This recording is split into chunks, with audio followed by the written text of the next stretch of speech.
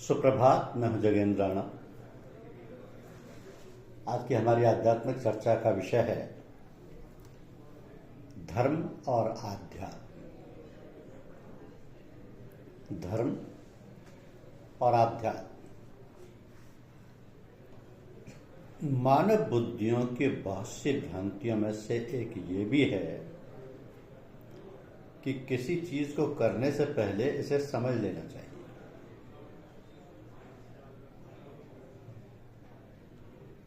गुरुदेव हमेशा कहते थे कि सारा ज्ञान करने से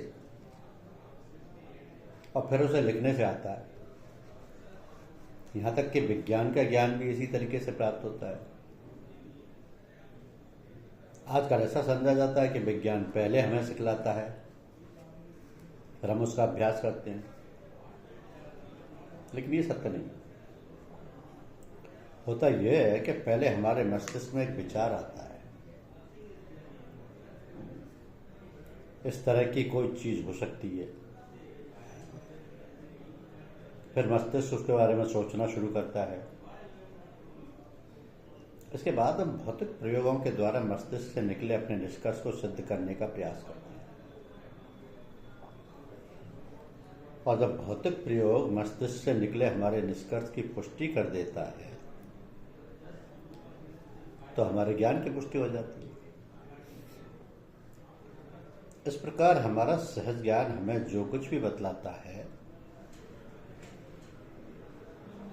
प्रयोग केवल उसकी पुष्टि करते हैं। इसलिए ये कहना कि पहले ज्ञान प्राप्त हो जाए तब उसका अभ्यास किया जाए, वैसा ही है जैसे कोई गाड़ी को घोड़े के पीछे लगाने के बजाय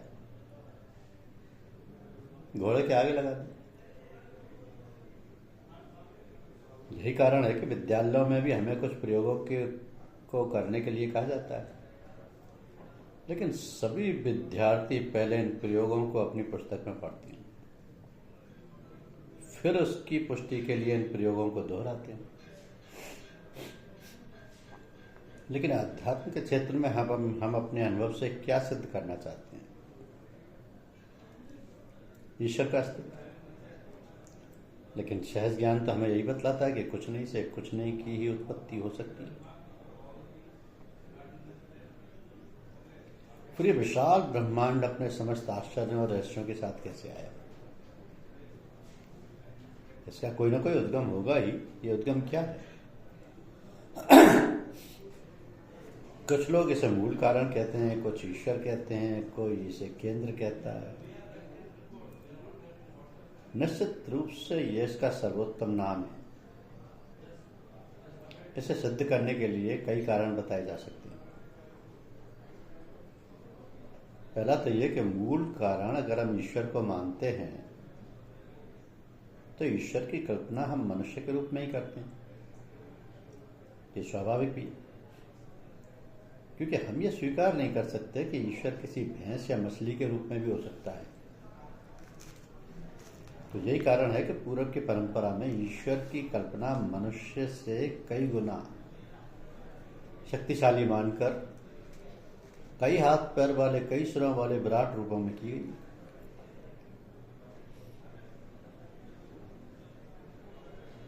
इसका मतलब यह है कि हम समझते हैं कि ईश्वर अति मानवीय शक्ति से संपन्न, अति मानवीय आकार वाला है। लेकिन जब हम इस मूल कारण को केंद्र की संज्ञा देते हैं तो हमें इस प्रकार की कोई कल्पना नहीं करनी पड़ती।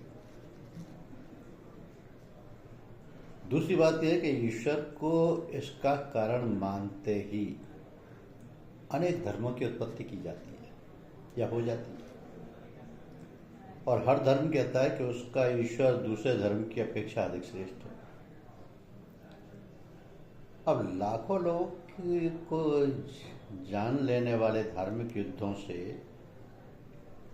लाखों लोगों की जान लेने वाले धार्मिक युद्धों से हम भलीभांति परिचित हैं। ये घटनाएं तब और अधिक मूर्खतापूर्ण दिखाई जाती हैं जब हम धर्मों को ये कहते हुए पाते हैं कि ईश्वर एक है। अगर एक धर्म का ईश्वर दूसरे धर्म के ईश्वर से श्रेष्ठ है तो फिर ईश्वर एक कैसे हो सकता है? दुर्भाग्यवश हम सब धर्म में भावना प्रधान होकर प्रवेश करते हैं और धर्म हमारी भावनाओं को उभार कर हमें दूसरे धर्मों के प्रति असहिष्णु बना देता है। तो इस बात पर अगर हम गौर करें तो पाएंगे कि धर्म ने सारी मानवता को विभाजित कर रखा है। लेकिन जब हम इस विशाल ब्रह्मांड और इसके रहस्यों को कारण केंद्र को मानते हैं तो हमारी समस्या समाप्त हो जाती है। इसलिए हम दावा करते हैं कि आध्यात्म धर्म के द्वारा विभाजित मनुष्यों को एक करता है। तीसरी महत्वपूर्ण बात यह है कि ईश्वर कहते ही हम दूर स्वर्ग में किसी ईश्वर की उपस्थिति की कल्पना करने लगते हैं, जबकि आध्यात्म हमेशा से यह कहता आया कि ईश्वर हमारे अंदर।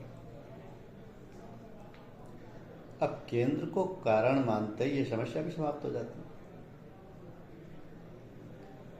इसलिए गुरुदेव ने अखिल सृष्टि का कारण ईश्वर को न मानकर केंद्र को माना। जब भी हम केंद्र के बारे में सोचते हैं हमें लगता है कि हर चीज उस केंद्र से आ रही है या निश्चित हो रही है, जबकि ईश्वर के बारे में सोचने पर वो हमें दाता की शक्ल में दिखाई देता है। हम स्वार्थी हो जाते हैं, याचक हो जाते हैं, किंतु केंद्र की बात करने पर मांगने का यह भाव स्वतः ही समाप्त हो जाता है। यहां तो कोई चीज प्रसारित हो रही है जिसे केवल पाया जा सकता है, तो इसमें मांगने का कोई प्रश्न ही नहीं। फिर जब हम ईश्वर के बारे में सोचते हैं तो वो कृपालु हो सकता है, न्यायी हो सकता है, निर्दयी हो सकता है, दयालु हो सकता है, कुछ भी हो सकता है, क्योंकि मनुष्य के रूप में उसकी कल्पना करते ही हम उसमें मानवीय गुण ढूंढने लगते हैं। हम ये सोचने लगते हैं कि उसमें मानवीय भावनाएं होंगी, मानवीय प्रेम होगा, मानवीय द्वेष होगा। तो जब वो हमें कुछ देता प्रतीत होता है तो हम उसे कृपालु कहते हैं। जब ऐसा प्रतीत होता है कि वह हमें कुछ नहीं दे रहा है तो हम उसे निर्दयी कहने लगते हैं। अब अगर हम उसे केंद्र मान लेते हैं तो हमारी कोई समस्या ही नहीं रह जाती। उदाहरण के लिए सूर्य हमारे सौर मंडल का केंद्र है। वह अपना प्रकाश और ताप फैला रहा है, यहाँ कोई पक्षपात नहीं, प्रेम या दोष की कोई गुंजाइश नहीं, उसका कोई मित्र या शत्रु नहीं है। वो प्रकाश फैलाता है, क्योंकि प्रकाश फैलाना उसका धर्म है। तो हम कह सकते हैं कि इसी से उसका अस्तित्व है। अपने अस्तित्व से वह सौर मंडल को प्रकाशित करता है और हर वस्तु को गर्मी पहुंचाता है। उससे लाभ उठाने के लिए हमें केवल इतना ही करना होता है कि हम अपने आप को उसके सम्मुख प्रस्तुत कर दें। तो हमें कुछ ना कुछ मांगने की आवश्यकता है, ना प्रार्थना करने की, ना याचना करने की। हमें केवल अपने आप को उसके सामने प्रस्तुत कर देना है। हमें उसके सामने अपने आप को खोल देना है। ध्यान में हम यही करते हैं।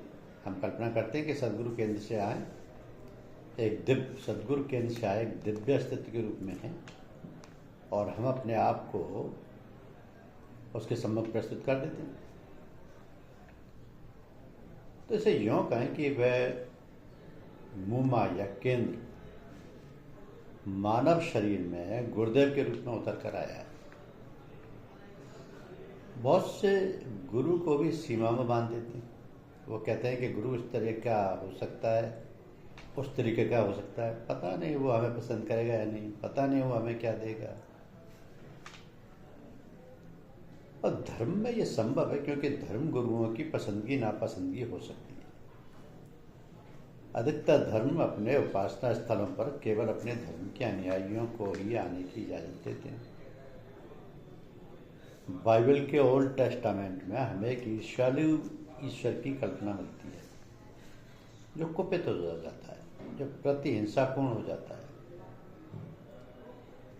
इसलिए गुरुदेव कहते हैं कि धर्म के पास दो हथियार हैं, भय और लालच। आध्यात्म में ना तो भय है ना लालच। सूर्य ये कभी नहीं कहता कि अगर तुम मेरे सामने नहीं आओगे तो तुम्हें सर्दी लगेगी। जब हम उसके सामने से हटते हैं तो हमें सर्दी लगने लगती है और हम बाहर निकलकर फिर से उसके सामने खड़े हो जाते हैं। तो जितना ही आप किसी को प्रेम करोगे वो आपके सामने निरस्त्र होता जाएगा। वो अपने अस्त्रों को, अपने रक्षात्मक उपायों को हटाता चला जाएगा। आध्यात्म में हम प्रेम की इसी शक्ति का उपयोग करते हैं।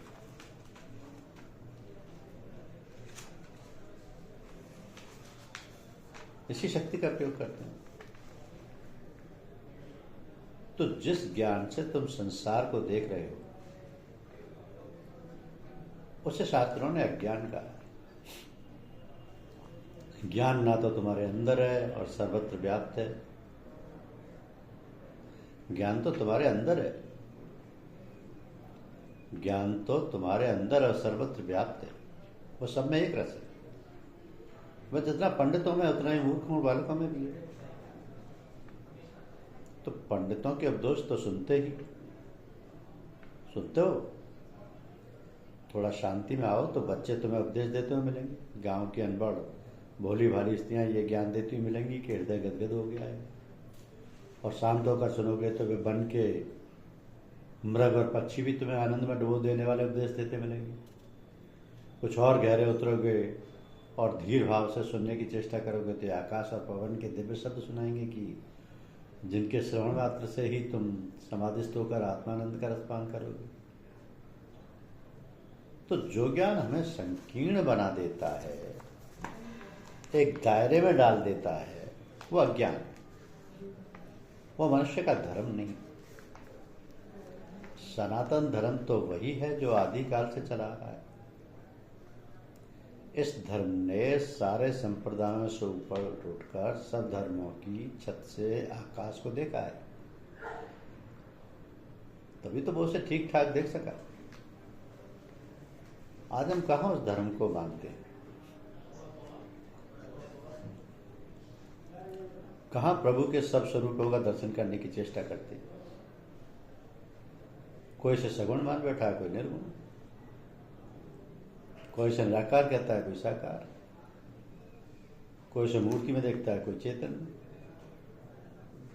इतना ही नहीं, एक दूसरे को गलत कहते हैं, बुरा कहते हैं। कहीं कहीं द्वेष की अग्नि धर्म वालों को जला डालती है। तो ये सब क्या है? वास्तव में हमें प्रभु को जाना ही नहीं। वो तो सर्वत्र है। जैसे जल, हिम और उपल अलग नहीं है, वैसे ही प्रभु का ये रूप भी अलग नहीं है। बस इस दृष्टि को प्राप्त करने की आवश्यकता है। जो वस्तु जहां है वो वहीं से प्राप्त हो सकती है।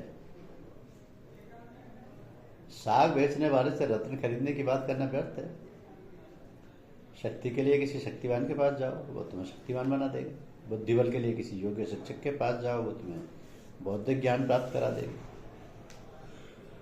फिर यदि तुम आत्मज्ञान प्राप्त करना चाहो तो किसी आत्मज्ञानी से जाकर मिलिए, वो तुम्हें आत्मज्ञान की प्राप्ति करा सकता है। यही पुरुष उस आत्मविद्या के गुरु कहलाते हैं। इसलिए पहले ऐसे आत्मज्ञानी गुरु को तलाश करो। अधिकतर लोग वस्तु की तलाश करने में ही भूल कर जाते हैं। वस्तु कहीं है और वह ढूंढते कहीं। तो हमें अपना जीवन पूर्ण बनाने के लिए प्राणपण से प्रयत्न करना चाहिए। आत्मा चैतन्य और शक्तिवान है, किंतु इसकी शक्तियां माया के संसर्ग से कुछ धुंधली अवश्य पड़ जाती हैं। अतः आत्मा में जो गुरु शक्ति रहती है वो सर्वदा दूसरी आत्मा के शक्ति संचार करने से जागृत तथा प्रकाशित हो जाती है। ये बात पूर्ण सत्य है। तो इस प्रकार की शक्ति संचारित करके जो दूसरी आत्मा को चैतन्य तथा जागृत कर देते हैं वही सदगुरु कहे जाते हैं। उन्हीं को सदगुरु तथा पूर्ण गुरु भी कहते हैं। जब इस प्रकार के महान गुरु का मिलन होता है तभी से शिष्य की आत्मोन्नति का सूत्रपात हो जाता है और मानव जीवन के यथार्थ धर्म का पुष्प विकसित होने लगता है। तो जीवन में पूर्णता किसी पूर्ण से ही प्राप्त होती है और कोई उसका तरीका नहीं। जीवन में सारे बदलाव उसी से आते हैं। जीवन कुछ का कुछ हो जाता है। उस पूर्ण का प्रकाश ऐसा बढ़ जाता है कि पिछली सारी घटनाएं झूठी प्रतीत होने लगती हैं। सारे पाप ताप नष्ट हो जाते हैं। जैसे छोटे बच्चे युवा होने पर बालपन में बनाए घरों को झूठा समझने लगते हैं, जैसे प्रौढ़ होने पर मनुष्य युवावस्था के खेलों को तुच्छ समझने लगता है, वैसे ही ज्ञान के प्रकाश में मनुष्य इस संसार के प्रपंच को समझने लगता है। अतः इस ज्ञान को शीघ्र ही प्राप्त करने की आवश्यकता है। किसी को राज्य मिले और उसी दिन उसकी मृत्यु की घड़ी भी आ जाए तो वो राज्य किस काम का? तो इन परम धनी गुरुओं में एक महान शक्ति होती है। उसमें उनमें एक ऐसी विद्युत धारा होती है जो जिसे स्पर्श कर लिया जाए उसे ज्ञानवान, शक्तिवान तथा आनंदित बना देती है। हमारा ज्ञान सुप्त अवस्था में पड़ा हुआ रहता है। गुरु की कृपा से वह चैतन्य हो उठता है। उसके चैतन्य होते ही हमारे अंदर विवेक की फुर्रा होने लगती है। हमें अपना और संसार का सही ज्ञान होने लगता है। प्रकट अप्रकट सारी बातें हमारे अनुभव में आने लगती हैं और हम साधक से सिद्ध बन जाते हैं। यह है धर्म और आध्यात्म का भी। धन्यवाद।